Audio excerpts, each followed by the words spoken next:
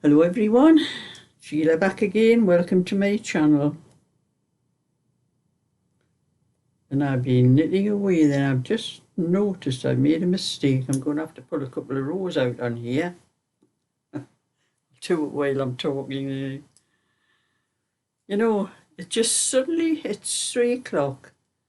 It just suddenly turned very dark. There's no sign of rain that I've had to put the light on in the bedroom.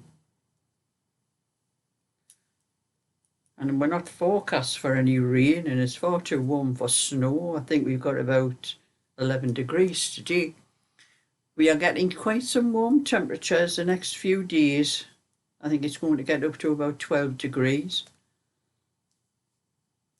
And when I've just looked out the window just to see if there was any sign of rain, but it's not forecast for rain, but there is not a breath of wind. There's not a single, well, there's not many leaves on the trees. There's a lot of trees outside my garden, but there's not a twig or leaf or anything moving. It's just uncannily still. But you know, if the temperature keeps on going up like that, I'll not be doing as much knitting as what I normally do. I'll be out in my garden. But you know, sometimes the knitting and the crochet has to stop. Especially today. I did a video earlier on with a little bit of crochet. But I thought, I'm not starting my knitting. This room needs a good clean and tidy. I have never done it for ages. Never even vacuumed the floor. And I was looking all around where I sit. You could see fluff off the wool and little bits of wool all over the place. I says, that's it. I'm not doing any knitting, anything, until I tidy up and vacuum this place up. So that's what I have to do every so often. I give it a good clean. I even moved the settee, and I'm going to have to get some of those things you put on the bottom of the feet, because they're just like metal, like little things that go down like that. And I couldn't drag it across the floor because it was dragging the carpet with it. And I had to sort of pick it up, you know, pick one side up and move it a little bit, go on the other side, pick the other side up, and just keep going like that until I got the whole space where the settee was set, so I could vacuum underneath it, because you'd be amazed, because there's a gap like that underneath it, so you'd amazed how much fluff and dust off the wool, and it's not much can get down the back, because it is not right up against the wall, because the back of it can only go so far back because of the skirting board. The feet on it will only let it go so far back. So the dust and the fluff was going down the back of there as well, and the whole thing needed a good dusting. So that was a couple of hours this morning after I'd done my bit crochet, and then I had my lunch, and then I'll start doing a little bit knitting. And then I've just picked this knitting up, and I've just noticed the last couple of rows I done last night, they were wrong. I should have done 2 knit rows, a knit row and a purl row, but I went straight on to the next knit 2, purl 2, which knocks the pattern out. So I'm having to take it out. Good job, there's not many stitches here. I think there's only 34 stitches. It's a sleeve. When I pick the stitches up, it gets to 34. That's it for the sleeve. So it's quite quick to take it out.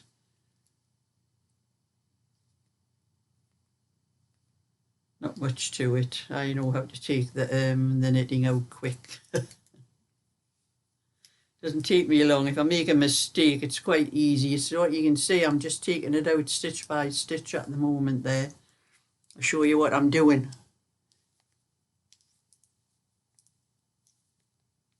It's as quick as knitting, actually, the way I take them out. But I have to keep moving the stitches up on the needle when I do it. I'm moving them up on one needle and down on the other. That's it. That's 2 rows pulled out, so I can put that right now. But you know, well, you all know, you all saw my video where I done the sticking on this sweater, and everything's perfect on it now. It's like it was when I first knit it, except I have noticed something when I was picking up the sides to sew the sides, how much the stitches are looser than they were when I actually knit them. That must be what happens when the things stretch and that. And I thought, you know, how on earth did it go like that? But I've noticed that the neck actually is lower, because the neck came about here when I first knit it. But that's gone lower as well because it's stretched, where I can't do anything about that. But it's not too bad. It's not too low, like. But I'm definitely going to wear this a few times and wash it a few times, just to see how it stays together. And if it's okay, I'm going to do it with one or two other things that I have stretched badly in that. And my cup of tea, and I forgot to put my cozy on the cup, so I better drink it before it gets cold, or I'll have to go downstairs.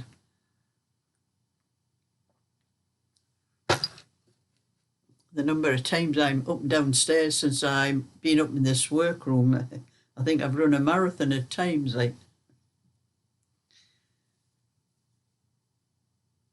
But anyway, like I'm saying, when I did this, you may have noticed there's a different start to the video. I meant to put it on my Just Knitting channel, and I just put it up on the wrong channel. I put it on my knitting tips. But I may also put it on the Just Knitting channel as well, because people do look for things like that. If it's anything to do with sticking or something like that. And I'll probably get some more views of it if I put it onto that channel as well. But I will show you if I'm going to do any more, because I am definitely going to try this on some of the others. And one or two people have mentioned how they do it, and I just cut it first, and then I pinned it, and then I stitched. I did a back stitch, but I did about a quarter of an inch in to get away from the raggy edge, and a back stitch, so where you keep going behind the stitch, like that all the time. You go by behind the stitch and come out in the front, behind and come out in the front, so it makes a good solid seam. And then I went over the top. It's like overlocking type, but I just kept going over and over. But I think I could have went over and done like a basket thing all the way along. But some people say they put like a probably like a bias binding thing on the edge to try to contain the raggy edge, because you do get a raggy edge with it. But I thought that's going to make it rather bulky, because I can feel the seam under here where I did it is a lot more bulky than it was when I originally stitched it. So I think I'm going to put it on the channel I originally meant to put it on, so it'll be on two channels. And I haven't unwound this thing from there. I have to put take that out of there and put it through there and back in there. That's it. It was the wool's wrapping around my circular needle. So I think that's what I'm going to do, and get a few more views on it. But I have been doing a little bit crochet this morning. Didn't get much done, but a little bit. And I was telling on the video, I'm making a I'll put it on there, a caddy. It's a caddy, that's what it's called. I was just calling it an armchair tidy, for putting your bits and pieces on. So that is going to go there, and it's going to go all up one side and down the other. But the one I saw just had pockets on the front. It had a piece across the front and had a couple of pockets in there, and that's all it was. But I'm going to put pockets across the front, and I may put pockets across the back as well. And it'll be handy for this thing I want it for as well, with my hooks. I noticed when I had a blanket over this side, when I was knitting with the circular, not the hooks, the circular needles, I was just sticking them in that blanket there. Can't see it properly on here where I've got the thing, but I was just sticking in there, and I thought, well, that's a better idea, because I looped them over the settee, but they keep falling off, and I end up having to go down the other side of the settee and having to pick them up.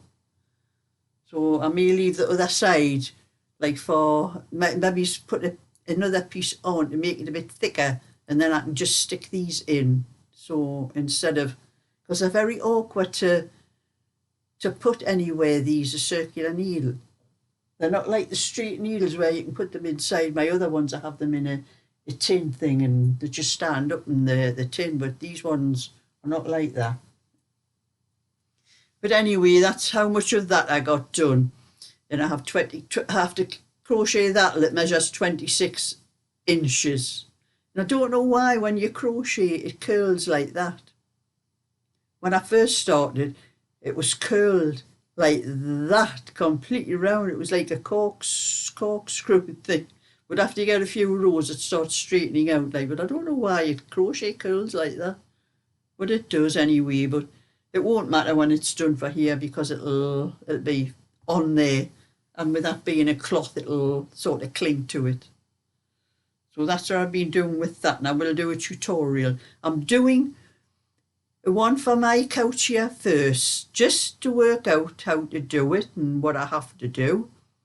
And then afterwards, I may make one for the other side of my couch, because I have a lot of things that I can put in it.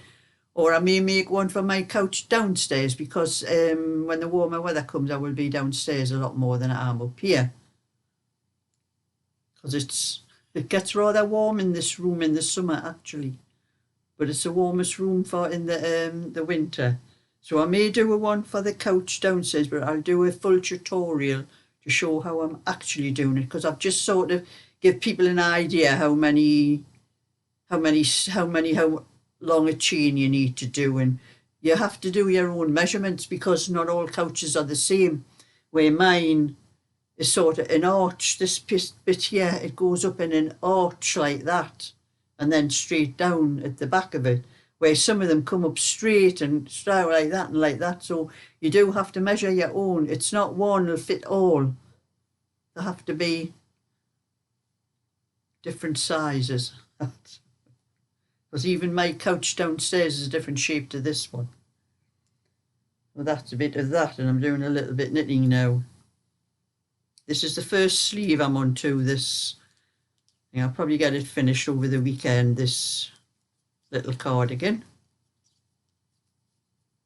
And then sort out what other ones I'm going to do, because I'm going to have to try to sort my patterns out, because I do have some patterns that just want written out and written into PDFs and that, but it's just finding the time to just sit and, because the two take hours to type out, and then I have to sort out the photograph, and I have to keep doing with the programs on the computer to do all the writing that I put on to see what the pattern is and all the rest of it. It takes quite a lot of hours to do them.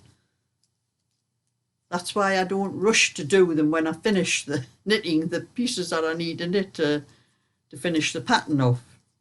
But a lot of people keep asking me, when am I going to do this one and when am I going to do that one? When I get time. But that's my little bit for today. Thumbs up and subscribe, and I'll catch you all another time. So bye for now.